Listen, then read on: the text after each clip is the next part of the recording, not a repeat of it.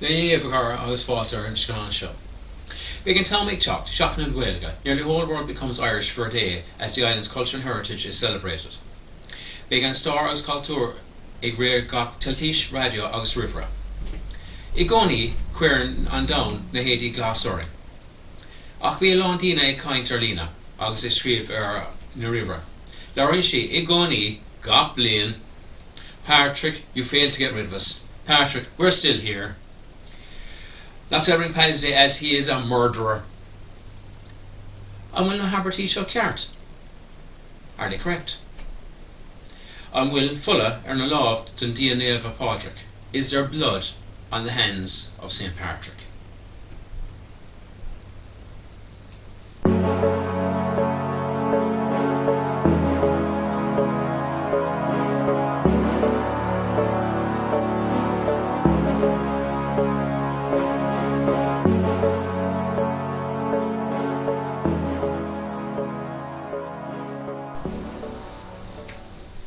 Hi, it's Mr. Sean Tuma agus Tommy and Janaki ar fan scale show. Now, who's Patrick and is he solely responsible for the death of paganism in Ireland? As we go through this presentation, we go through a load of factors that were involved in the decimation of the old Irish heritage and cultural ways. But we also will see that there are still practices still surviving today which are also in danger of dying out. Do you have your attention? And will the clues come? Come on, let's continue.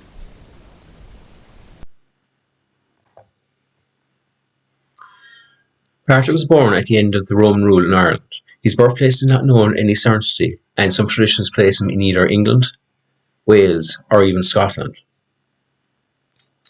His father, Calpurnius, is described as a decurion, or a senator and tax collector of an unspecified Romano-British city, and as a deacon, his grandfather, Potitus, was a priest from 𝕻𝖊𝖓𝖗. However, Patrick's confession states that he was not an active believer in his youth and considered himself in that period to be idle and callow. According to the confession of St. Patrick, at the age of 16 he was captured by a group of Irish pirates from his family's villa at 𝕻𝖊𝖓𝖗, and they took him to Ireland where he was enslaved and held captive for 6 years. Patrick writes in the confession that at the time he spent in captivity was critical to his spiritual development. He explains that the Christian Lord had mercy on his youth and ignorance and afforded him the opportunity to be forgiven his sins and convert to Christianity. The 𝕻𝖊𝖓𝖗 raiders who kidnapped him introduced him to the Irish culture that would define his life and reputation. While in captivity, he worked as a swineherd and strengthened his relationship with the Christian God through prayer and eventually leading him to convert to Christianity. After 6 years of captivity, he heard a voice telling him that he would soon go home, and then that his ship was ready. Fleeing his master, he travelled to a port 200 miles away, where he found a ship and with difficulty persuaded the captain to take him. After 3 days sailing, they landed, presumably in Britain, and apparently all left the ship, walking for 28 days in a wilderness, and becoming faint from hunger. Patrick's account of his escape from slavery and return home to Britain is recounted in his declaration. After Patrick prayed for sustenance, they encountered a herd of wild boar. Since this was shortly after Patrick had urged them to put their faith in the Christian God, his prestige in the group was greatly increased. After various adventures, he returned home to his family, now in his early 20s.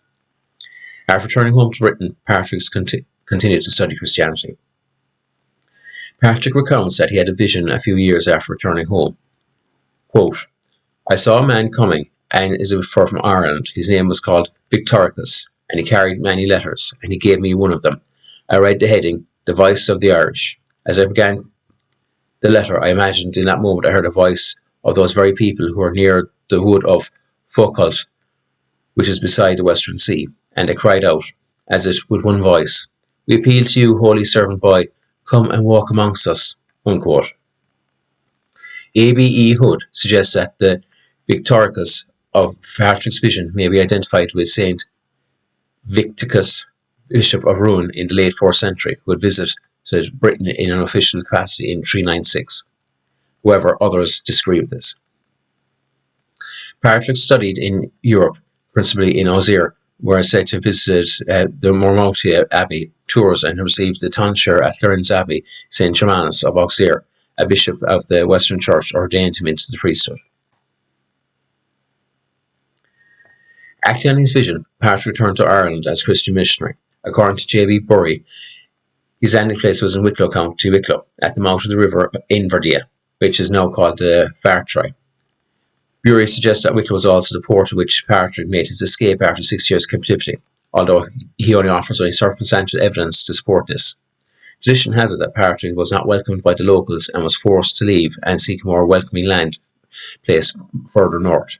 He rested some of the days at the islands off the Skerries coast, one of which still retains the name of 𝕿𝖆𝖓𝖓𝖗. The first sanctuary dedicated to Patrick was at Saul. Shortly after, Benin, son of the chieftain Sexnan, joined Patrick's group. Much of the declaration concerns charges made against Patrick by his fellow Christians at a trial. What these charges were, he does not say explicitly, but he writes that he returned gifts which wealthy women gave him, did not accept payment for baptisms nor for ordaining priests, and indeed paid for many gifts to kings and judges, and paid for the sons of the chiefs to accompany him. It is concluded, therefore, that he was accused of some sort of financial impropriety, and perhaps having obtained his bishopric in Ireland with personal gain in mind. The condemnation might have been contributed to the decision to return to Ireland. According to Patrick's most recent biographer, 𝕿𝖆𝖓𝖗𝖊𝖚, the Confessio was written as part of the defence against his detractors, who did not believe that he was taken to Ireland as a slave, despite Patrick's vigorous insistence that he was. Patrick eventually returned to Ireland, probably settling into West Ireland, where in later life became a bishop and ordained subordinate clerics. From the same evidence, something can be seen in Patrick's mission. He writes that he baptized thousands of people, even planning to convert his slavers. He ordained priests to lead the new Christian communities. He converted wealthy women, some of whom became nuns in the face of family opposition. He also dealt with the sons of kings, converting them too. The Confessio is generally vague about details of his work in Ireland, although giving some specific instances. This part because, as he says at points, he was writing for a local audience of Christians who knew him and his work. There are several mentions of travelling around the island and sometimes difficult interactions with the ruling elite. He does claim of the Irish, quote, "Never before did they know of God except to serve idols and unclean things, but now they have become the people of the Lord and are called the children of God. The sons and daughters of the leaders of the Irish are seen as to be monks and virgins of Christ," unquote. Patrick's life as a foreigner in Ireland was not an easy one. His refusal to accept gifts from kings placed him outside the normal ties of kinship, fosterage, and affinity. Legally, he was without protection, and he says that he was on one occasion beaten, robbed of all he had, and put in chains, perhaps waiting execution. Patrick says that he was also, many years later, a captive for 60 days, without giving details. Murcu's life of Patrick contains a supposed prophecy by the Druids, which gives an impression of how Patrick and the other Christian missionaries were seen by those hostile to them. Quote, "Across the sea came 𝕿𝖊𝖓𝖕𝖗, crazed in the head, his cloak with hole for the head, and his stick bent in the head. He will chant impieties from a table in front of his house. All his people will answer, so be it, so be it," unquote. The second piece of evidence that comes from Patrick's life is the letter of 𝕿𝖆𝖓𝖗𝖃, or letter to the soldiers of 𝕿𝖆𝖓𝖃, written after the first remonstrance, was received with ridicule and insult. In this, Patrick writes an open letter announcing that he has excommunicated 𝕿𝖆𝖓𝖃 because he had taken some of Patrick's converts into slavery while raiding in Ireland. The letter describes the followers of 𝕿𝖆𝖓𝖃 as fellow citizens of the devils and associates of the Scots and apostate Picts. Based largely on an 8th century gloss, 𝕿𝖆𝖓𝖃 is taken to be King 𝕿𝖑𝖔 of 𝕿𝖊𝖙𝖃. However, it has been proposed that, based on the evidence, it is more likely that 𝕿𝖆𝖓𝖃 was a British Roman living in Ireland. It has been suggested that it was sending of this letter which provoked the trial of which Patrick mentions in the confession.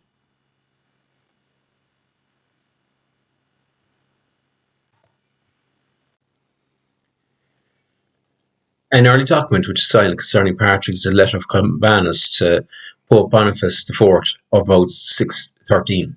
Columbanus writes that Ireland's Christianity was first handed to us by you, the successors of the Holy Apostles, apparently referring to Palladius only and ignoring Patrick.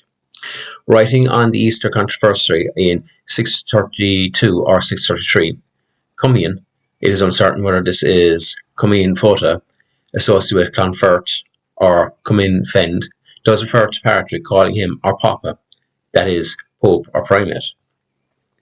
Two works by late 7th century hagiographers of Patrick have survived. These are the writings of 𝕿𝖍𝖊𝖗 and the 𝕵𝖍𝖊𝖘 of Mercu's 𝕵𝖍𝖊𝖘.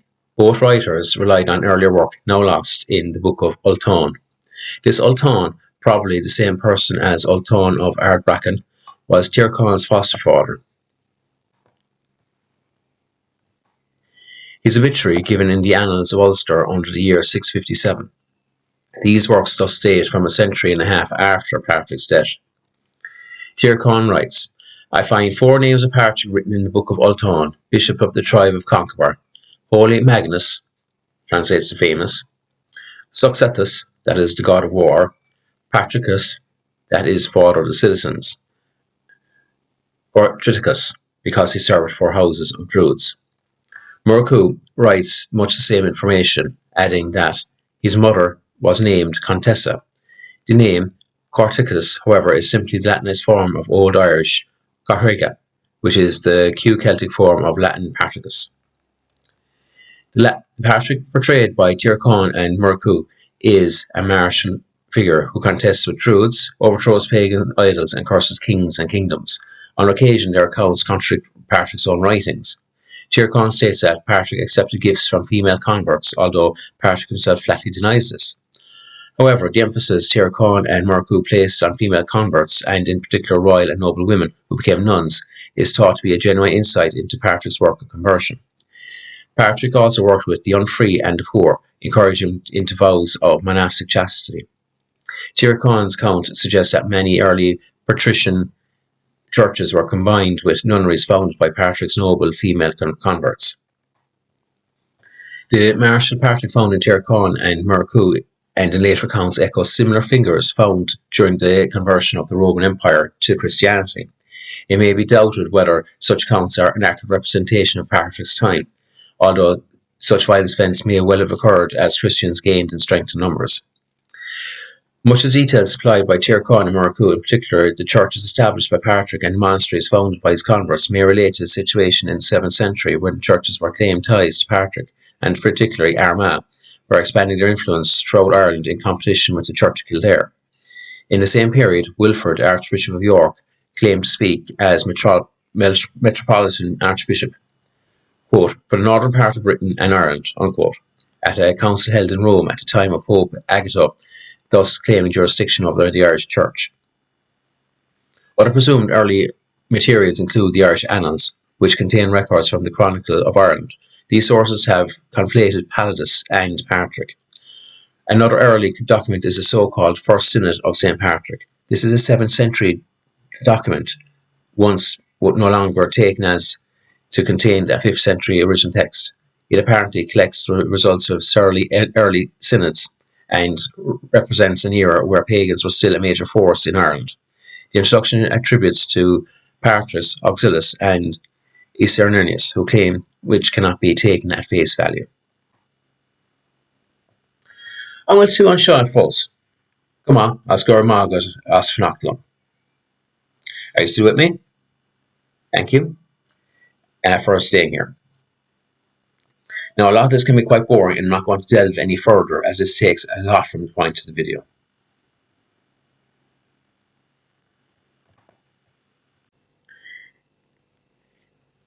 This is a list which attempts to give an overview of saints from Ireland or venerated in Ireland. The vast majority of these saints lived between the 4th and 5th centuries, the period of early Christian Ireland, and when Celtic Christianity produced many missionaries to Great Britain and to the European continent. The exact number of Irish saints is not known, but the Martyrology of Donegal lists over 1,000 saints, both male and female. Now, when you look at this, basically you have dates associated with these particular saints, and this is where it gets interesting.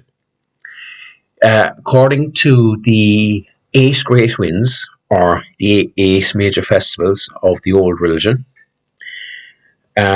these would be dates, and that would be, you couldn't really give them a fixed date. They were actually had to do with the solar alignments.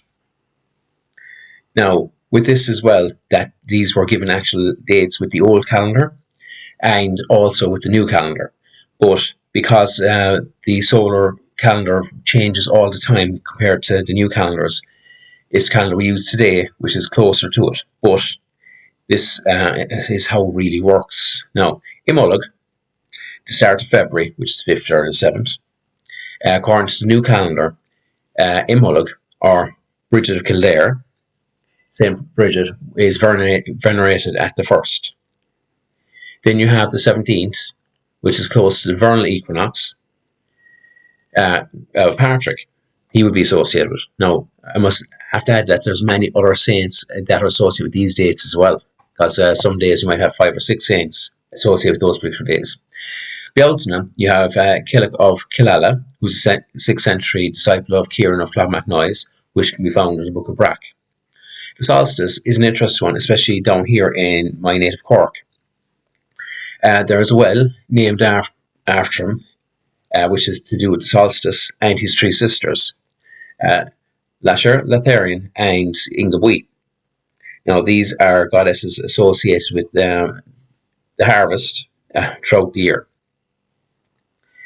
And there is also what's called John's Fire, which is practiced still today in Cork, where there are bonfires lit on the eve of John's Day, which is very similar to the solstice practices. Then you have Lunasa, where Saran of Bangor, County Down, who's 7th century. You have the autumnal equinox, Saran of Lassan, a different Saran altogether.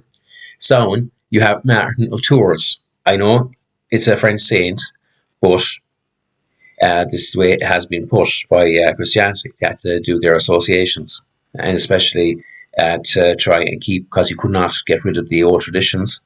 You might as well just, if you can't beat them, join them. And if we look at the Wilson solstice, well, okay, that's obvious as hell. The birth of the sun, and then you have the Christian birth of Christ. Now, in saying this as well, there was 3 contenders for the patron saint title in Ireland, and this is well up past the 16th century, where the main contenders are, you had Bridget, you had 𝕊𝖃, and obviously Patrick. Now, out of these 3, it's Patrick who won the title. Now, once again, it could have been any of the 3. Patrick, I can imagine how it was 𝕊𝖃 of Iona. The Scots really love his Irish over that one. He was the one that introduced Christianity to Scotland. And we all know about Bridget.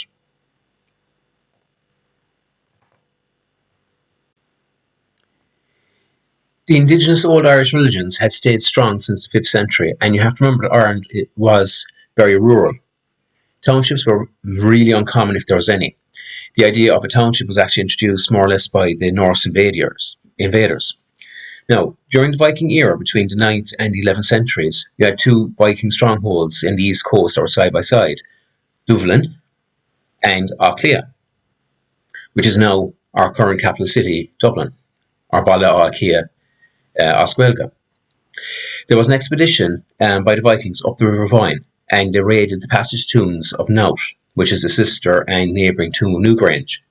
News of this went nationwide, and O'Neill of what is now Donegal used this to rally fellow countrymen, which led to one of the greatest defeats suffered by the Vikings during their occupation. Now, this is why it's interesting. There was never any mass rallying over monastic sites being raided during this era, especially 𝕻𝖆𝖙𝖗𝖈. Now, was there? This would indicate that Christianity wasn't as strong as people believe in Ireland. Now, if you're ready to get a whole country to come together for raiding an actual religious ceremony site of the old religions, and if you can't with a monastic site, which would tell you which is stronger. Now, this is the 10th century, which will indicate that how strong the old religion would have been then.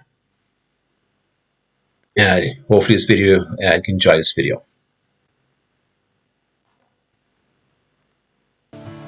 Olaf and Ivar sought to take advantage of political divisions within Ireland. They forged an alliance with 𝕻𝖆𝖙𝖗𝖊𝖘, King of 𝕐𝖓𝖃 in southeastern Ireland, against the High King, 𝕵𝖊𝖓𝖃. The history during this period isn't as simple as Irish versus Vikings. Some Vikings made alliances with some Irish. Vikings battled Vikings. Irish battled Irish. It wasn't uncommon for two opposing sides to contain both Irish and Vikings, or even the offspring of Viking and Irish unions. On that note, the alliance between the King of 𝕍𝖓𝖃 and the Vikings of Dublin was sealed by a marriage pact. Olaf may have married one of 𝕻𝖆𝖙𝖗𝖕's daughters.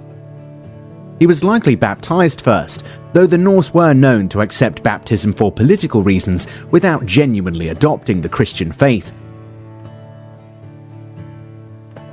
After campaigning together for a season, 𝕻𝖆𝖙, Olaf, and Ivar invaded Máel Sechnaill kingdom of Meath in 859. However, 𝕻𝖆𝖙 quickly came to terms with the king of Meath and abandoned his Norse allies. Olaf and Ivar turned to another Irish king, 𝕻𝖨𝖙𝖚, the northern 𝕻𝖙 king of Ulster. After Máel Sechnaill death in 862, Olaf and Ivar broke with to support 𝕭𝖃𝖃 mac Cafall, Máel Sechnaill successor. However, 𝕭𝖃 would live to regret his association with the Norse. In 863, Olaf and Ivar committed an act of near sacrilege on revered Irish ground. The two brothers plundered the Neolithic burial mounds of Noth on the River Boyne, seeking treasure. This sparked rage across Ireland. King A was quick to castigate his rival 𝕭𝖃 as an ally of grave robbers. In 864, A captured and blinded 𝕭𝖃, forcing him to abdicate. Having run out of Irish allies, Olaf and Ivar launched a raid across the Irish Sea to Scotland. 𝕻𝖃 was now High King. He took this opportunity to plunder and wipe out the Norse long fort at Ulster. He defeated the Norse in battle at Lough Foyle and carried home 240 enemy heads. Then 𝕻's ally, King Censig of Loigis, attacked and destroyed Olaf's frontier fortress of Clondalkin, a mere 5 miles from Dublin itself. All these events demonstrated the vulnerabilities of the Norse coastal kingdom when faced with a motivated and powerful High King.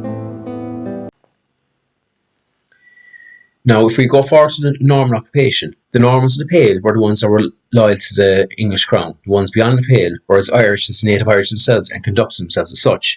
This didn't go down too well with the crown, and can be seen in this video. The Ardrigh coronation still has its pagan ceremony in this century.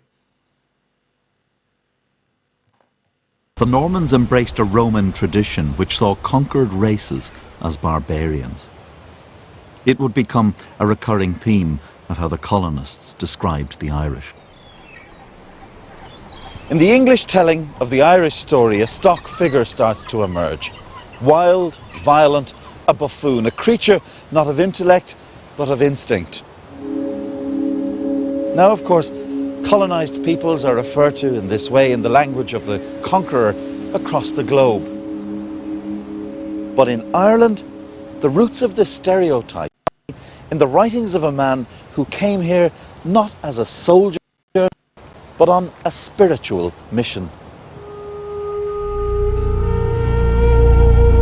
The 12th century priest and chronicler Geraldus Cambrensis, Gerald of Wales, profiled the Irish in his Topographia Hibernia. Seated on the throne, he's the classic boring churchman, canon lawyer, great advocate of celibacy, lover of the Pope, lover of the rich, well-connected. What he does is produce this remarkable book with maps, with drawings, and accounts of the Ireland that he found at that time. And he says, my book is a mixture of reading books and eyewitness, and therefore has the surety of truth. Of course, just because he says he went to Ireland and saw lots of things doesn't mean he hadn't an agenda. One of the drawings in here is of a woman having sex with a goat, and it's full of attempts to portray the Irish as barbarous, pernicious, as he puts it himself, wallowing in vice. Yes. Here you have a group of men taking part in a kingship ritual. He doesn't see this as an ancient ritual. This ritual is first described 400 years before this book was produced. This is the ritual slaughter of a horse. But He sees this as an example of how they are lawless, they are outside the sphere of Roman law, they have never had the benefits of the Roman Empire, and so they're doing the wildest and most bizarre things you could imagine. This is a medieval precursor to imperialism and the justifications which one had for imperialism. The same rhetoric of looking at the unusual behaviour and the unusual rituals of anthropologists in India in the 19th century, that same attitude can be found here.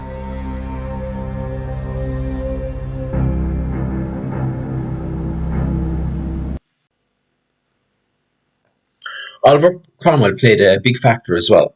His purge of the Catholics also forced indigenous cultural practices, religious practice westwards and also abroad, especially in his 𝕻𝖆𝖙𝖗𝖕 decree.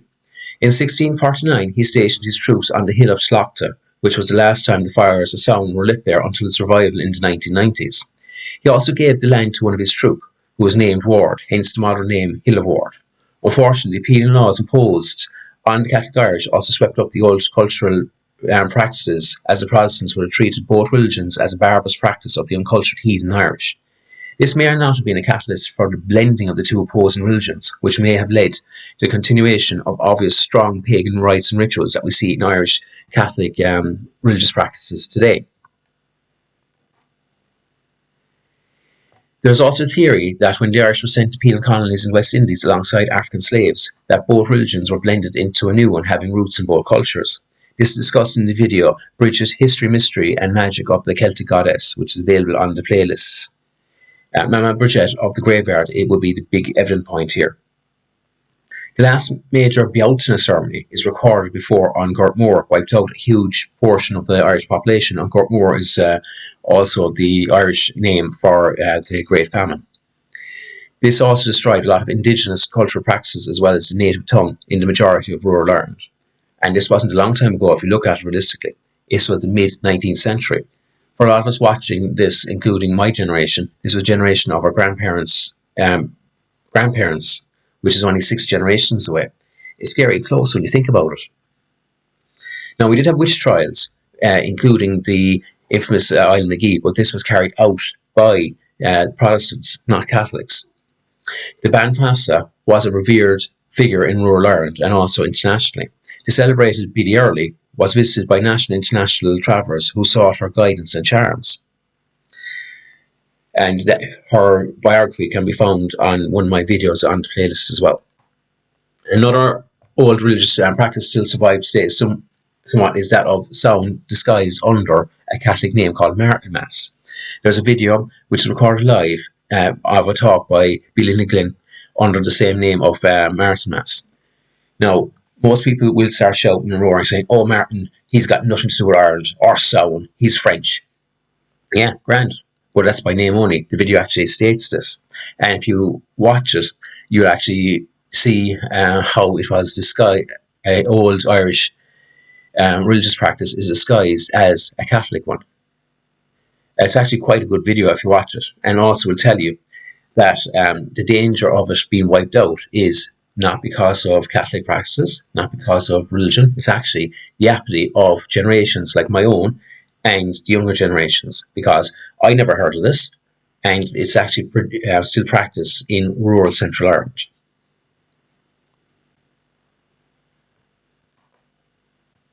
Animals are at their fattest and it's time to kill them. And that idea of killing animals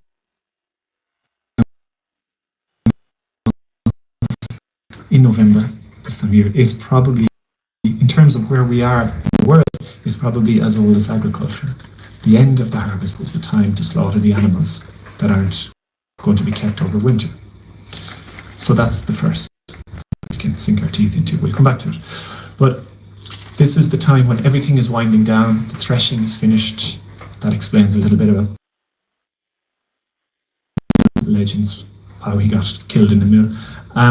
Winter ploughing has ceased. The cattle are brought to the infield for winter. Hiring fairs happen at this time and rents were paid. And very often the rent was paid by killing a pig and selling the meat. So again, it's all happening at this time. And the excess animals were slaughtered. Now, if all of this sounds familiar in terms of the end of harvest, traditionally in Ireland, Samhain was the time when all of this would have happened before the coming of the Anglo-Normans. So there is a connection between the two, and we'll come back to that as well. But I'll just talk about what people actually did, and then we'll explain maybe why.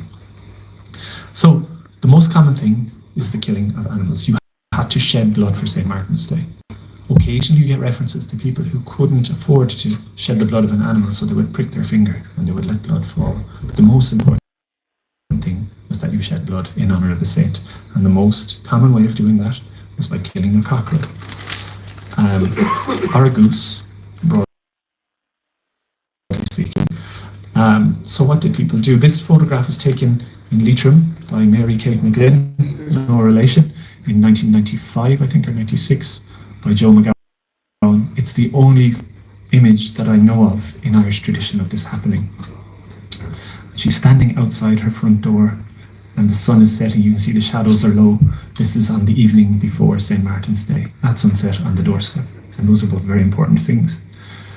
So what was done? Animals were killed. Mostly people killed fowl because that's what they could afford. So, to conclude, we see that the patron saint could be any old saint. Christianity was not a dominant religion back in the 5th century, and that the old indigenous religion of Ireland actually survived a lot longer than we think.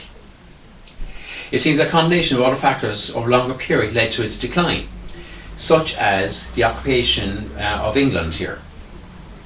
Now, we also see tradition of pagan ceremonies hidden in plain sight within Irish Catholic practices, especially ones today. Medieval clerics preserved the oral tales of the older deities in manuscript form for us. So I think it's my belief that we can actually thank Christianity for preserving everything in hard copy for us.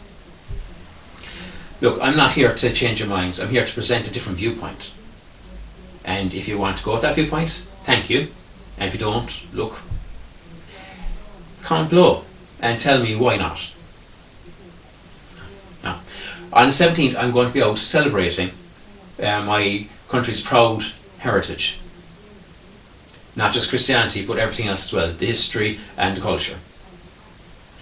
Now, and I hope you'll do the same. So, gur mágad as O Tuama agus Thomas 𝕍𝖊𝖕𝖗. Slán go fóill.